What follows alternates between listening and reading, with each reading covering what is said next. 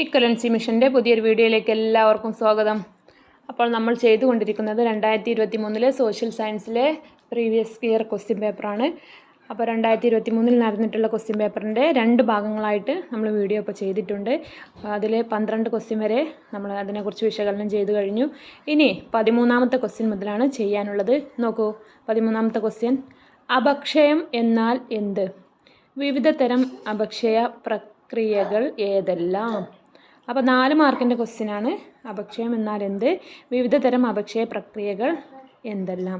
അപ്പോൾ ഇത് നമ്മുടെ ടെക്സ്റ്റ് ബുക്കിൽ 152, 153 പേജുകളിലാണുള്ളത്. നമ്മുടെ 11ാമത്തെ പാഠമായിട്ടുള്ള ശിലാമണ്ഡലത്തിലാണ് ഇതിൻ്റെ ആൻസർ ഉള്ളത്. അപ്പോൾ അപക്ഷയം എന്ന് പറയുന്നത് ഭൗമോപരിതലത്തിലെ ശിലകൾ വിവിധ കാരണങ്ങളാൽ ശീതീകരിക്കപ്പെടുകയോ വിഘടിക്കുകയോ ചെയ്യുന്നതിനെയാണ് നമ്മൾ അപക്ഷയം എന്ന് പറയുന്നത്. ഓക്കെ, അപ്പോൾ അപക്ഷയം എന്നാൽ എന്ത് എന്നുള്ളത് 152ാമത്തെ പേജിലാണ് നമ്മുടെ ടെക്സ്റ്റ് ബുക്കിലുള്ളത്. ഓക്കെ, അതിൽ തന്നെ മറ്റൊരു ക്വസ്റ്റ്യൻ വിവിധ തരം അപക്ഷയ പ്രക്രിയയെക്കുറിച്ചാണ് പറയുന്നത്. അപ്പോൾ വിവിധ തരം അപക്ഷയം എന്ന് പറഞ്ഞാൽ 3 തരമാണ് ഉള്ളത്. ഒന്ന് ബലകൃത അപക്ഷയം, അതുപോലെ രാസിക അപക്ഷയം, അതുപോലെ ജൈവിക അപക്ഷയം. അപ്പോൾ ഇത് ടെക്സ്റ്റ് ബുക്കിൽ പേജ് നമ്പർ 153ാമത്തെ പേജിലുണ്ട്. അപ്പോൾ അതിൻ്റെ ഓരോന്നിൻ്റെയും പ്രത്യേകതകൾ, ബലകൃത അപക്ഷയം എങ്ങനെയാണ് ഉണ്ടാവുന്നത്, അതുപോലെ രാസിക അപക്ഷയം, ജൈവിക അപക്ഷയം എന്നിവ നമ്മൾ പഠിക്കേണ്ടതുണ്ട്. അപ്പോൾ ധാതുക്കളുടെ താപീയ വികാസവും സങ്കോചവും മൂലമാണ് ബലകൃത അപക്ഷയം ഉണ്ടാവുന്നത്. ശിലാവിതരങ്ങളിൽ ആവർത്തിച്ചുള്ള ജലത്തിൻ്റെ തണുത്തുറയലും ഉരുകലും ബലകൃത അപക്ഷയത്തിൻ്റെ പ്രത്യേകതയാണ്. പിന്നെ രാസിക അപക്ഷയം എന്ന് പറയുന്നത് ഓക്സിജൻ, കാർബൺ ഡൈ ഓക്സൈഡ്, ജലം എന്നിവ ശിലകളിലെ ധാതുക്കളുമായി രാസപ്രക്രിയയിൽ ഏർപ്പെടുന്നത് കാരണം ശിലകൾ വിഘടിക്കപ്പെടുന്നതാണ് രാസിക അപക്ഷയം. അതുപോലെ ജൈവിക അപക്ഷയം സസ്യങ്ങളുടെ വേരുകൾ ശിലകളിലേക്ക് ആഴ്ന്നിറങ്ങുന്നത് മൂലമുണ്ടാകുന്നു. പിന്നെ അതുപോലെ ജൈവജീർണനം മൂലമുള്ള രാസപ്രവർത്തനങ്ങൾ വഴിയും, അതുപോലെ എലി, ഉറുമ്പ്, ചിതൽ തുടങ്ങിയ മണ്ണ് തുരക്കുന്ന ജീവികളുടെ പ്രവർത്തനം മൂലവും, പിന്നെ അതുപോലെ കൃഷി, ഖനനം, പാറ പൊട്ടിക്കൽ തുടങ്ങിയ മനുഷ്യ പ്രവർത്തനങ്ങൾ മൂലമൊക്കെ ഈ ജൈവിക അപക്ഷയം സാധ്യമാണ്. അപ്പോൾ ഇതാണ് അപക്ഷയത്തിൻ്റെ 3 രീതികൾ. എപ്പോഴും ക്വസ്റ്റ്യൻ പേപ്പറിൽ വരുന്നൊരു ക്വസ്റ്റ്യനാണ് അപക്ഷയം എന്നാൽ എന്ത്, വിവിധ തരം അപക്ഷയങ്ങളെക്കുറിച്ച് വിവരിക്കാൻ കേട്ടോ. അപ്പോൾ ഇത് നന്നായിട്ട് പഠിച്ചു വെക്കുക.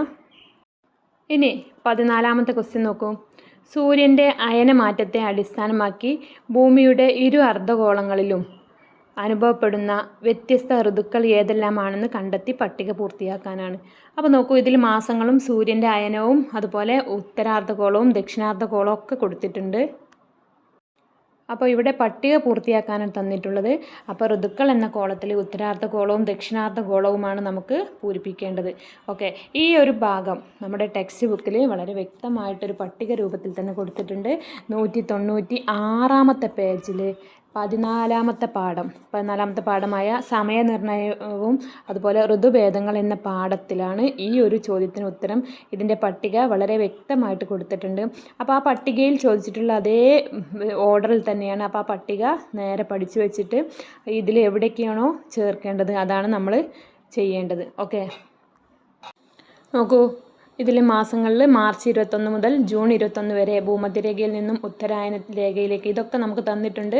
നമ്മൾ ഈ ഋതുക്കൾ എന്ന ഭാഗത്ത് ഉത്തരാർദ്ധഗോളത്തിൽ അപ്പോൾ വസന്തമാണ്, ദക്ഷിണാർദ്ധഗോളത്തിൽ അപ്പോൾ ഹേമന്തമാണ്. ഇതാണ് എഴുതേണ്ടത്.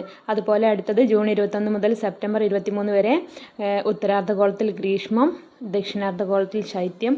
സെപ്റ്റംബർ 23 മുതൽ ഡിസംബർ 22 വരെ ഉത്തരാർദ്ധഗോളത്തിൽ ഹേമന്തം, ദക്ഷിണാർദ്ധഗോളത്തിൽ വസന്തം. അതുപോലെ ഡിസംബർ 22 മുതൽ മാർച്ച് 21 വരെ ഉത്തരാർദ്ധഗോളത്തിൽ ശൈത്യം, ദക്ഷിണാർദ്ധഗോളത്തിൽ ഗ്രീഷ്മം. ഇത്രയും ഭാഗങ്ങളാണ് നമ്മളത് ആ ഒരു പട്ടികയിൽ പൂർത്തിയാക്കേണ്ടത്. ഓക്കെ, അപ്പോൾ ചോദ്യങ്ങൾ പല രീതിയിലും ചോദിക്കാം.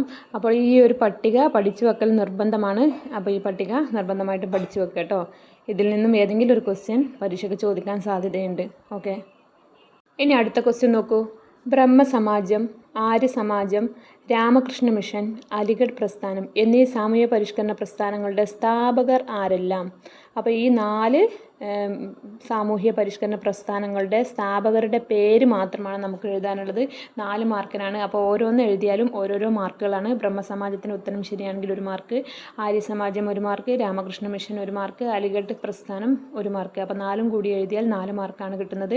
വളരെ സിമ്പിളായിട്ടുള്ള ക്വസ്റ്റ്യനാണ്. നമ്മുടെ ടെക്സ്റ്റ് ബുക്കിൽ 51ാമത്തെ പേജിലാണ് ഈ ഒരു ചോദ്യത്തിന് ഉത്തരമുള്ളത്. 4ാമത്തെ പാഠമായ ആധുനിക ഇന്ത്യയിലാണ് ഇതുള്ളത്. നോക്കൂ, ബ്രഹ്മസമാജം സമാജം രാജാറാം മോഹൻ റോയ്, ആര്യ സമാജം സ്വാമി ദയാനന്ദ സരസ്വതി, അതുപോലെ രാമകൃഷ്ണ മിഷൻ സ്വാമി വിവേകാനന്ദൻ, അതുപോലെ അലിഗഡ് പ്രസ്ഥാനം സർ സയ്യിദ് അഹമ്മദ് ഖാൻ. അപ്പോൾ ഇത് പഠിച്ചു വെക്കുക. ആ ഒരു പട്ടിക നമ്മുടെ ടെക്സ്റ്റ് ബുക്കിൽ കൃത്യമായിട്ട് കൊടുത്തിട്ടുണ്ട്. പട്ടിക പഠിച്ചിട്ട് പോവുക കേട്ടോ. ഇനി അടുത്ത ക്വസ്റ്റ്യൻ നോക്കൂ. 1954 ഇന്ത്യ ചൈനയുമായി ഒപ്പിട്ട കരാറാണ് പഞ്ചശീല തത്വങ്ങൾ. അവയിൽ ഒന്ന് ചുവടെ നൽകിയിരിക്കുന്നു. മറ്റുള്ളവ ഏതെല്ലാമാണെന്ന് കണ്ടെത്തി എഴുതുക. അപ്പോൾ ഇവിടെ നമുക്ക് ഒന്ന് തന്നിട്ടുണ്ട്. പഞ്ചശീല തത്വങ്ങളിൽ ഒന്ന് തന്നിട്ടുണ്ട്. ബാക്കിയുള്ളവ എഴുതാനാണ് പറഞ്ഞിട്ടുള്ളത്. നോക്കൂ. രാജ്യത്തിൻ്റെ അതിർത്തിയും പരമാധികാരവും പരസ്പരം അംഗീകരിക്കുക. അതാണ് നമുക്ക് തന്നിട്ടുള്ളത്. ഇനി വേറെ ഏതെല്ലാമാണ് പഞ്ചശീല തത്വങ്ങളിൽ ഉള്ളത്? ഏതൊക്കെ കരാർ, ഒരു കരാറാണല്ലോ. അപ്പോൾ ആ കരാറിൽ കുറേ കാര്യങ്ങളുണ്ടാവും. ആ കരാറിൽ ഒരു കരാറാണ് നമുക്ക് തന്നിട്ടുള്ളത്. ബാക്കിയുള്ള കരാറുകൾ ഏതൊക്കെയാണെന്ന് നമുക്ക് എഴുതേണ്ടതുണ്ട്. ഓക്കെ. അപ്പോൾ നമ്മുടെ ടെക്സ്റ്റ് ബുക്കിൽ പേജ് നമ്പർ 70 ഇതിൻ്റെ ഉത്തരമുള്ളത്.